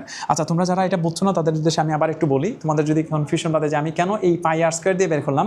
দেখো একটা ফোয়ারা থেকে পানি ছড়াই পড়তেছে, এদিকেও পড়বে এদিকেও পড়বে এদিকেও পড়বে এদিকেও পড়বে, পুরো অঞ্চলটা জুড়ে ছড়াই পড়বে। তাহলে এই যে তার পুরো অঞ্চলটা এটা কিন্তু একটা বৃত্ত, এবং বৃত্তের ক্ষেত্রফল কীভাবে বের করে, যে জায়গা থেকে পড়বে এবং যে জায়গায় পড়বে এটার যদি আমরা ব্যাসার্ধ ধরি তাহলে পাই আর স্কোয়ার ধরলেই তো আমরা পুরোটার এরিয়া পেয়ে যাবো। এই জন্য এই যে পাই আর স্কোয়ার দিয়ে এরিয়াটা বের করা হয়েছে। তাহলে এটা হচ্ছে তার ব্যাসার্ধ আর এটা হচ্ছে তার ক্ষেত্রফল যে অঞ্চল জুড়ে ছড়াই পড়বে। সিমিলারলি যদি দ্বিতীয়টার জন্য বের করতে হয় তাহলে আমাদের এখানে একটু R2 বের করতে হবে। R2 সমান কি জানতাম এখান থেকে, same equation v naught square sine 2 theta divided by হচ্ছে জি। তাহলে দ্বিতীয় ফোয়ারাটার বেগ হচ্ছে 6 মিটার পার সেকেন্ড এবং কোণের মান হচ্ছে 30। তাহলে 6 স্কোয়ার আমি একবার যদি লিখে দিই সাইন 2 ইন্টু 30 মানে হচ্ছে 60 ডিগ্রি হবে, বাই জি এর মান হচ্ছে 9.8। তাহলে দাঁড়াইলো সাইন 60 ইন্টু হচ্ছে 36 ডিভাইডেড বাই 9.8, আনসার আসবে 3.18। শোনো, এটা ব্যাসার্ধ দেখি বোঝা যায়, যেহেতু ব্যাসার্ধ বেশি তাহলে তো ক্ষেত্রফল বেশি আসবেই। তাহলে দ্বিতীয় ফোয়ারার পানি যে অঞ্চল জুড়ে ছড়াই পড়তেছিল এটা আসলো পাই R2 স্কোয়ার, পাই এর মান আসলো 3.1416 ইন্টু আর এর মান আসলো 3.18, সাথে যদি আমরা স্কোয়ার করে দিই তাহলে পুরো অংশটার মানে দাঁড়াবে, এটার স্কোয়ার করে দিলে ইন্টু হচ্ছে 3.1416, এটা যদি গুণ করে দিই তাহলে আনসার আসবে 31.79 মিটার স্কোয়ার। সরি, এটার এরিয়া যেহেতু মিটার স্কোয়ার হবে। তাহলে দেখাই যাচ্ছে যে দ্বিতীয় ফোঁটাটা আসলে বেশি অঞ্চল জুড়ে ছড়াই পড়বে। আশা করি এতটুকু বুঝতে পারছো। আমরা যদি আমাদের পরবর্তী সৃজনশীলে যাই, এটাও খুবই গুরুত্বপূর্ণ।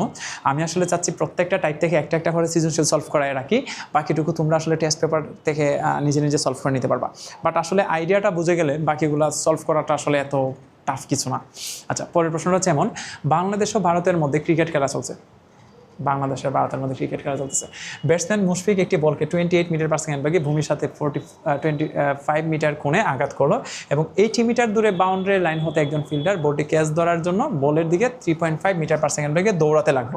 আচ্ছা, একটু খেয়াল করে দেখো, এখানে যে ইনফরমেশনটা বলা আছে তারা বলতেছে যে এইভাবে চিন্তা করো যে এটা আদি বেগ, বলটার যে বেগ আঘাত করছে এবং 25 ডিগ্রি কোণে এটা হচ্ছে থিটা। এখন ফিল্ডার আসলে বুঝে গেছে ব্যাটসম্যান থেকে ফিল্ডার টোটালি 80 মিটার দূরে দাঁড়ায় আছে। তো যেহেতু 80 মিটার দূরে দাঁড়ায় আছে, তো ও যখন বুঝে যাবে যে বলটা তার হাত পর্যন্ত, তার কাছ পর্যন্ত আসবে না, তখন তো স্বাভাবিক ও সামনের দিকে যাবে বলটারে ক্যাচ ধরার জন্য।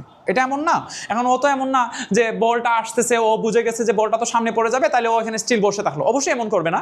ও যেটা করবে, বল যখন বুঝবে যে সামনে পড়ে যাবে, ও দৌড়ায় যাবে বলটা ধরার জন্য, এবং ঠিক এটাই হচ্ছে।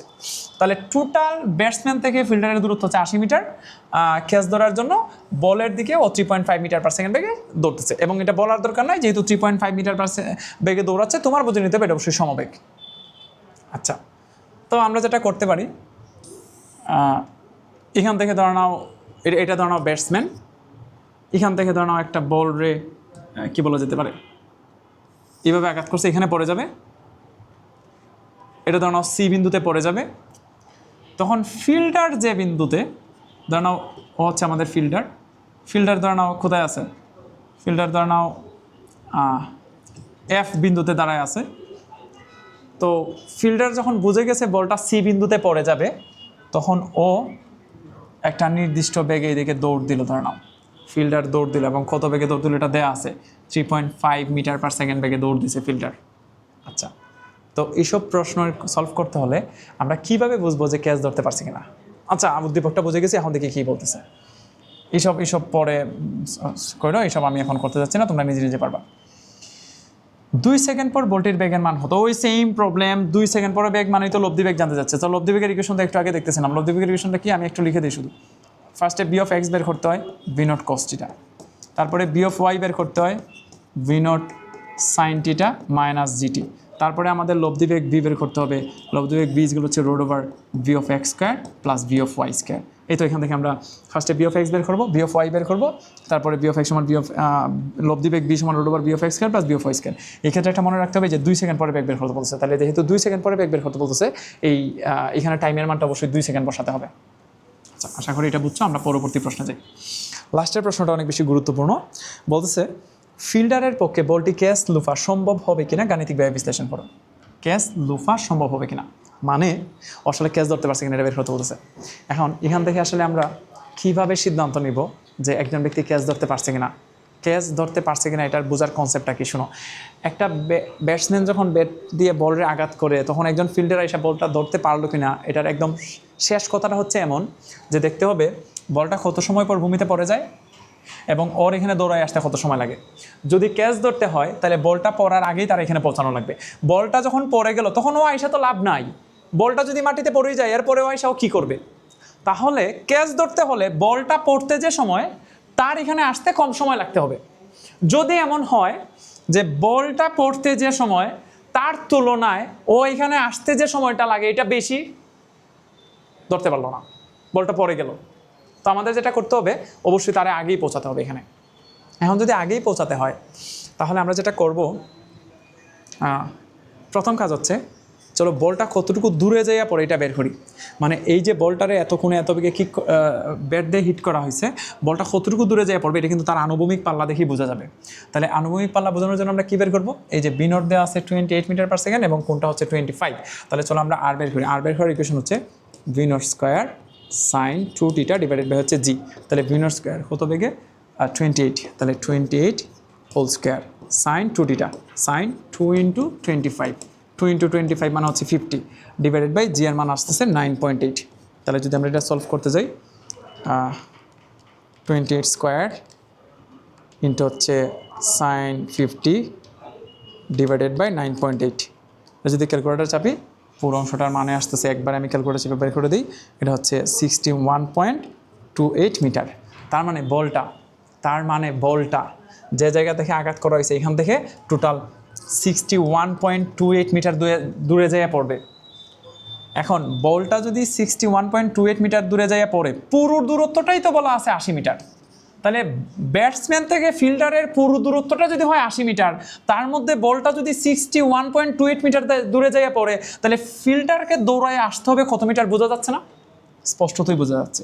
তাহলে ফিল্ডারকে আরও দৌড়ায় আসতে হবে 80 মাইনাস 61.28 মিটার। তাহলে এখন যদি আমরা লিখি 80 মাইনাস 61.28 মিটার, 61.28 মিটার, এটা আসলো তাহলে 18.72 মিটার আসতে হবে।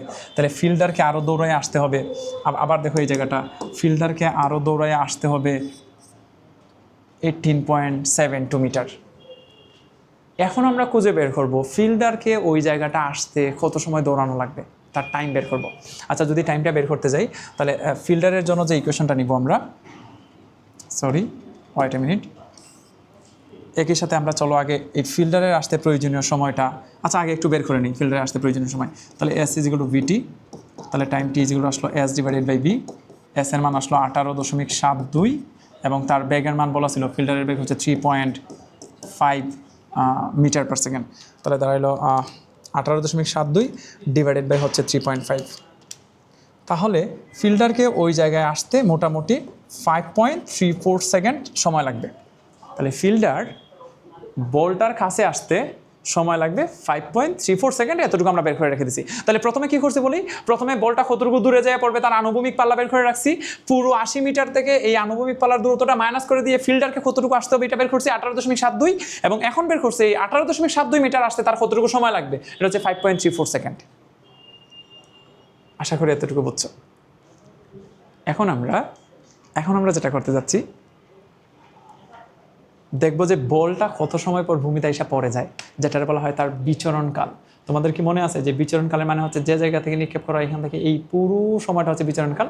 তাহলে যদি এখন আমরা ক্যাপিটাল টি বের করতে যাই, ক্যাপিটাল টি বের করার ইকুয়েশন হচ্ছে, আচ্ছা এটা আমি একটা অন্য কালার নিয়ে নিই, ক্যাপিটাল টি বের করার ইকুয়েশন হচ্ছে capital t is equal to 2 into V naught sine theta divide by হচ্ছে জি।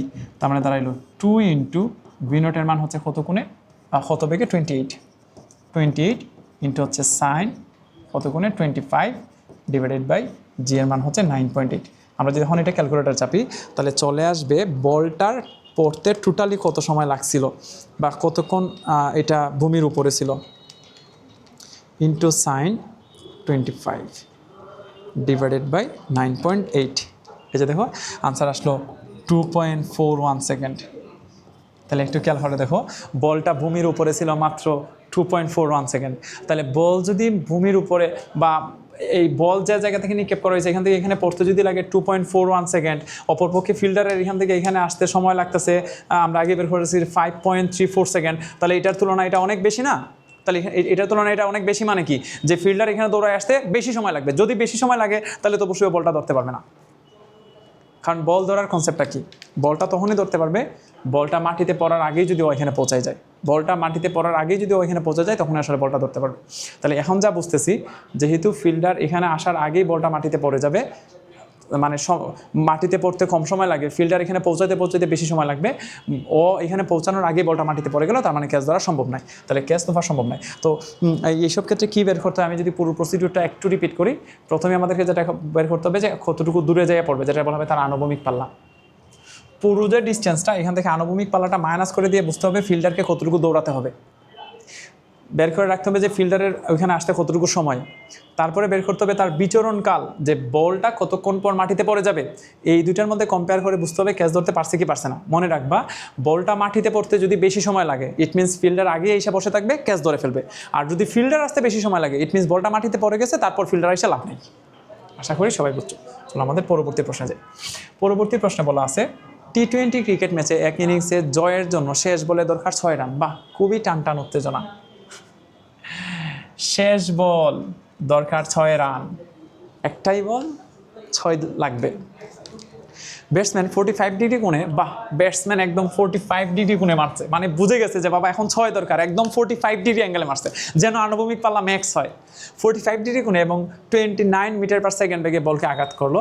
স্ট্রাইকিং প্রান্ত হতে বাউন্ডারি লাইনের দূরত্ব হচ্ছে 85 মিটার। ইট মিনস যে জায়গা থেকে স্ট্রাইক করা হয় এখান থেকে বাউন্ডারি লাইন 85 মিটার, বেশ দূরে।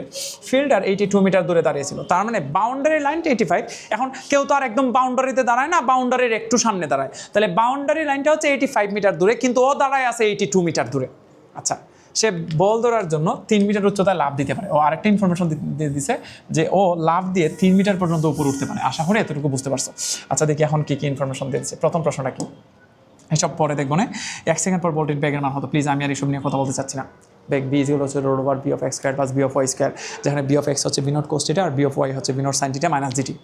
দেখতে পাচ্ছ এই ইকুয়েশনটা কত গুরুত্বপূর্ণ। আমি বলছিলাম কিন্তু প্রথম ক্লাসে যে লব্ধি বেগের এই ইকুয়েশনটা খুবই গুরুত্বপূর্ণ, মারাত্মক। প্রত্যেকটা সৃজনশীলের গ নাম্বার প্রশ্নে এই লব্ধি বেগ জানতে চায় বা বেগ জানতে চায়। লাস্টের প্রশ্ন, ম্যাচটির ফলাফল গাণিতিকভাবে বিশ্লেষণ করো। মানে এই যে এত কোণে এবং এত বেগে নিক্ষেপ করছে, এদিকে আসলে 6 হয়েছে, 6 হইলে তো আর জিতে গেল। আর নাকি যে ব্যক্তি ফিল্ডার যে ধরে নাও লাফ দিয়ে যে 3 মিটার ধরতে পারে, নাকি 3 মিটার ও লাফ দিয়ে ধরে ফেলছে, এটা আমরা বুঝবো কীভাবে? চলো একটু সলভ করি। তো ধরে নিচ্ছি এটা হচ্ছে মাঠ, এটা হচ্ছে ব্যাটসম্যান। এই যে এই পয়েন্ট থেকে ব্যাটসম্যান বলটারে কত কোণে কত বেগে বলছে, 45 ডিগ্রি কোণে, অ্যাঙ্গেলটা 45 ডিগ্রি, এবং তার ইনিশিয়াল ভেলোসিটি হচ্ছে 29 মিটার পার সেকেন্ড। পুরো যে ডিস্টেন্সটা ধরো এটা হচ্ছে বাউন্ডারি লাইন, পুরো যে ডিস্টেন্সটা ব্যাটসম্যান দেখে পুরো বাউন্ডারি এটা হচ্ছে 85 মিটার।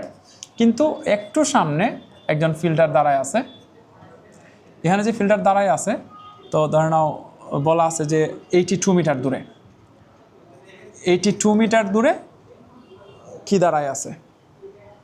হ্যাঁ, ফিল্ডার দাঁড়ায় আছে। আবার এই ফিল্ডার 3 মিটার উচ্চতায় লাফ দিয়ে বল ধরতে পারে। এখন আমরা যেটা করব প্রথমেই, চলো তার আনুভূমিক পাল্লা বের করি, দেখি বলটা কতটুকু দূরে যায় পড়ে। তাহলে আনুভূমিক পাল্লা যদি বের করি, তাহলে আর ইজ ইকুয়াল টু আসতেছে v0 square sine 2θ divide by হচ্ছে জি। তাহলে v0 স্কোয়ার, আচ্ছা আনুভূমিক পাল্লাটা পরে বের করি, আনুভূমিক পাল্লাটা পরে বের করি। আমরা আগে একটা জিনিস চেক করে ফেলি যে এই ব্যক্তি যে 3 মিটার পর্যন্ত লাফ দিয়ে ধরতে পারে, তাহলে বলটা যে যাচ্ছে বল ব্যাটসম্যান থেকে তো ফিল্ডার যে জায়গায় দাঁড়া আছে এটা হচ্ছে 82 মিটার। তাহলে এই যে 82 মিটার, তাহলে বলটা যখন 82 মিটার দূরে, তখনও কতটুকু উপরে বলটা, এটা একটু চেক করে ফেলি। এখন যদি সামহাও চেক করে দেখি যে বলটা যখন 82 মিটার দূরে, তখন এটা 3 মিটারের নিচে, বুঝতেই পারতেছ, তখন কিন্তু ক্যাচ ধরে ফেলবে, তখন আর পরের কিছু চেক করার দরকার নাই। আচ্ছা আমরা তাহলে একটু চেক করি তার ওয়াই এর মান কত। আমরা যে একটু আগে দেখতেছিলাম ওয়াই বের করার ইকুয়েশন কি, ওয়াই ইকুয়াল হচ্ছে tan θ ইন্টু হচ্ছে x, tan θ into x minus G into x square by 2 into v0 square cos square θ। এটা হচ্ছে ওয়াই বের করার equation. Y equal to tan θ into x minus G x square by 2 into v0 square cos square θ। আচ্ছা এখানে যদি সবগুলো মান input দিই, আমরা একটু ওয়াই এর মানটা বের করতে যাচ্ছি।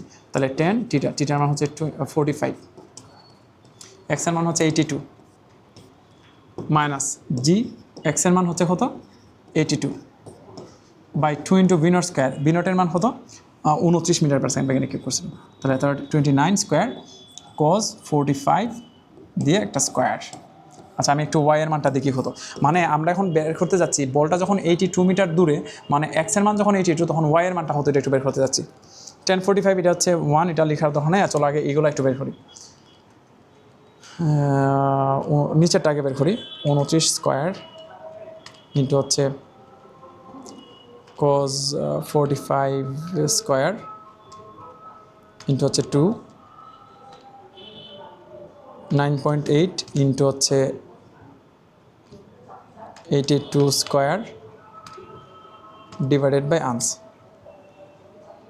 তাহলে 82 মাইনাস 78.35 মাইনাস 82, তাহলে আনসার আসলো 3.6 মিটার।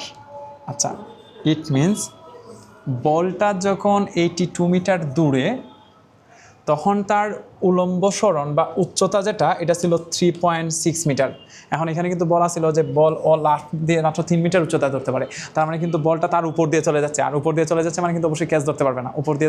উপর দিয়ে গেলে তো আর ক্যাচ ধরতে পারে না, তাহলে অবশ্যই এটা ও ক্যাচ ধরতে পারছে না। এটা বুঝে নিতে হবে যে ও আসলে ক্যাচ ধরতে পারবে না, এটা উপর দিয়ে চলে যাচ্ছে। আচ্ছা এখন সামহাও তার উপর দিয়ে চলে যাচ্ছে মানেই যে 6 হয়ে যাবে তা না, কিন্তু কোনো কারণে যদি এখন আইসা 85 মিটারের একটু আগে পড়ে যায়, তাহলে কিন্তু 4 হয়ে যাবে। আর যদি 85 মিটারে একটু দূরে যাইয়া পড়ে, তাহলে কিন্তু 6 হয়ে যাবে। তাহলে ক্যাচ ধরতে পারছে না, জাস্ট এখান থেকে সিদ্ধান্ত নিও না যে 6 হয়ে গেছে কিনা। ও তো 82 মিটার ধরে দাঁড়াইছিল, এখন যদি আমরা দেখি যে না বলটা তার উপর দিয়ে গেল, কিন্তু যাওয়ার পর 85 মিটারের একটু আগে পড়ে গেছে, তাহলে কিন্তু 6 না, তাহলে কিন্তু 4, আর 4 হলে কিন্তু জিতবে না, কারণ বলা ছিল যে শেষ বলে 6 রান দরকার, আর 6 রান হবে তখনই যদি এটা 6 হয়ে যায়। এখন তাহলে কি বের করা যেতে পারে? আচ্ছা এটা বাদ, এখন আমরা যেটা বের করব তার আনুভূমিক পাল্লাটা একটু বের করব। চলো সবাই একটু আনুভূমিক পাল্লাটা বের করি। আনুভূমিক পাল্লা আর বের করার ইকুয়েশন হচ্ছে v0 square sine 2θ divide by হচ্ছে জি, যেখানে v0টা হচ্ছে 29 স্কোয়ার সাইন 2 × 45 মানে 90 দিয়ে দিলাম একবারে, জি এর মান হচ্ছে 9.8। তো সবাই একটু দেখি প্লিজ, 29 স্কোয়ার ডিভাইডেড বাই হচ্ছে 9.8, আনসার আসলে 85.81 মিটার। ইট মিনস 6 হয়ে গেছে কিন্তু, আর যেহেতু 6 তার মানে জিতে গেছে। আচ্ছা 6 কীভাবে হলে আবার বলি একটু, কারণ বলটা আসলে 85.8 মিটার দূরে যেয়ে পড়ছে, মানে 85 পয়েন্টেরও বেশি দূরে। তাহলে ব্যাটসম্যান থেকে ফিল্ডারের দূরত্ব ছিল 85, কিন্তু এটা তারও দূরে যেয়ে পড়ছে। ইট মিনস এটা কিন্তু বাউন্ডারি ক্রস করে ফেলছে, আর বাউন্ডারি ক্রস করে ফেলছে মানে অবশ্যই 6। আশা করি এতটুকু সবাই বুঝতে পারছো। তার মানে ফলাফল কী বলবো আমরা, ফলাফল মানে 6 হয়ে গেছে, মানে জিতে গেছে তারা ব্যাটসম্যান। আচ্ছা এটা আমাদের লাস্ট প্রশ্ন, এটা পরে আমরা আজকে রেখে দিব। আচ্ছা সবাই একটু প্লিজ এটা একটু দেখি। বলা আছে গোল পোস্ট থেকে 30 মিটার দূরে, এই যে গোল পোস্ট থেকে 30 মিটার দূরে, আচ্ছা একটু মনে রাখি আমরা, গোল পোস্ট থেকে 30 মিটার দূরে দাঁড়িয়ে Cristiano Ronaldo 23 metre per second থেকে এবং ভূমির সাথে 45 ডিগ্রি কোণে একটি ফুটবলকে কিক করলো। কত কোণে? 24 ডিগ্রি কোণে, এবং কত দূর থেকে? 30 মিটার দূর থেকে। আর গোল পোস্টের উচ্চতা, এই যে গোল পোস্টের উচ্চতা এটা আছে বলা আছে 4 মিটার। একটু আগে আমরা এরকম একটা প্রবলেম সলভ করতেছিলাম। গোল পোস্টের উচ্চতা 4 মিটার বলতে বোঝায় যে 4 মিটার অথবা 4 মিটার কম যদি যায় তাহলে কিন্তু গোল হয়ে যাবে। গোল পোস্টের উচ্চতা হচ্ছে 4 মিটার। আচ্ছা সেম দেখো, আচ্ছা জানছে 1.4 সেকেন্ড পর ফুটবলটির বেগের মান কত। চিন্তা করে দেখো, আমরা যতটা সৃজনশীল সলভ করতেছিলাম প্রত্যেকটার গ নাম্বার প্রশ্ন সেম জানতে চাই যে বেগের মান কত, বেশ গুরুত্বপূর্ণ। আচ্ছা লাস্টের প্রশ্ন বলতেছে যে রোনালদোর গোলটি করতে সফল হবে কি গাণিতিক বিশ্লেষণের মাধ্যমে মানে ও যে 24 ডিগ্রি কোণে এবং 30 মিটার দূর থেকে কিকটা যে করলো 23 মিটার পার সেকেন্ড বেগে, যেখানে গোল পোস্টের উচ্চতা হচ্ছে 4 মিটার, এখানে আসলে গোল হয়েছে কিনা এটা আমাদের বুঝতে হবে। এবং তোমাদেরকে এর আগে বলে রাখছি, আমাদের কিন্তু ফিজিক্সে গোল পোস্টের এইগুলোর ক্ষেত্রে গোল কিপার থাকে না। ইট মিনস 4 মিটার যদি বলে গোল পোস্টের উচ্চতা, তাহলে 4 অথবা তার চেয়ে কম উচ্চতা দিয়ে যদি বলটা যায় তাহলে কিন্তু গোল হয়ে যাবে। তাহলে আমরা যেটা বের করবো এটা হচ্ছে ওয়াই বের করবো, ঠিক আগের মতো। আমরা জানতাম ওয়াই বের করার ইকুয়েশন হচ্ছে tan θ × x minus y = tan θ × x minus g × x square by 2 × v0 square cos square θ। So আমরা যদি এখানে মানগুলো বসাতে যাই, tan θ মানে tan 45, তাহলে পুরো ইকুয়েশনের মানে দাঁড়ালো tan 45 ইন্টু হচ্ছে x এর মান কত? tan 45 ইন্টু x এর মান হচ্ছে যে 30 মিটার ইন্টু হচ্ছে 30, tan 45 ইন্টু হচ্ছে 30 মাইনাস gx স্কোয়ার, তাহলে g এর মান হচ্ছে 9.8, তাহলে 9.8 ইন্টু x এর মান কত? x এর মান হচ্ছে 30 বাই 2 ইন্টু ভিনোর বেগের মান হতো 23 স্কোয়ার cos কত 24 স্কোয়ার। আচ্ছা 45 না তো 24, সরি কোণের মানটা তো 24। আচ্ছা একটু বসাই তাহলে 24, তাহলে tan 24 ইন্টু হচ্ছে 30, 13.35 minus 3 square into 9.8 divided by 2 divided by 23 square divided by cos 24 square, cos 24 square. এখানে আসতেছে তাহলে কত 9.98, তাহলে দাঁড়াইলো 13.35 মাইনাস আনস, তাহলে দাঁড়াইলো 3.36। তার মানে বলটা 3.36 মিটার নিচ দিয়ে যাচ্ছিল যখন ও যে জায়গা থেকে কিক করছে, এখান থেকে গোল পোস্টের দূরত্ব 30 মিটার, তখন বলের যে উচ্চতাটা এটা হচ্ছে 3.36 মিটার। ইট মিনস এটা কিন্তু গোল হয়ে গেছিলো, কারণ প্রশ্নে একদম স্পষ্টতই বলা ছিল গোল পোস্টের যে উচ্চতা এটা হচ্ছে 4 মিটার। তাহলে গোল পোস্টের উচ্চতা যদি 4 মিটার হয় তাহলে এটা তার নিচ দিয়ে যাচ্ছিলো, ইট মিনস গোল।